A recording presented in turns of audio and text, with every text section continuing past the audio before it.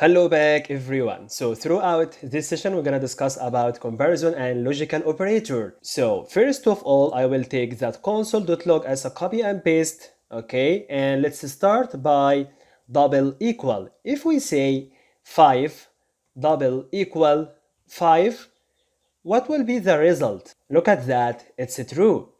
That means double equals gonna compare the first operand with the other operand. And if both of them are equal, he will tell you true. Otherwise, he will tell you false. Look at that. If we say 5 double equal 4, look at that. He said false. Perfect. But listen, if we say triple equal, look at that, and we make it again 5. So this one should provide me perfect. Here is it. It's right now true.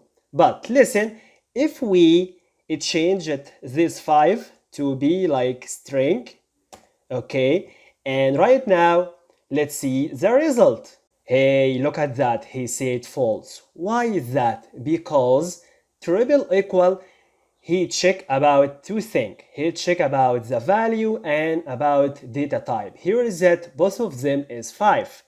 But the first one is integer data type number and the other one is data type string. So both of them doesn't equal each other regarding the type. That's why he is telling you false. But listen, if we remove that equal and make it only double equal, guess what? It will be true. Yes, look at that. It's true. Because both of them regarding or from value perspective, both of them is 5 by end of day.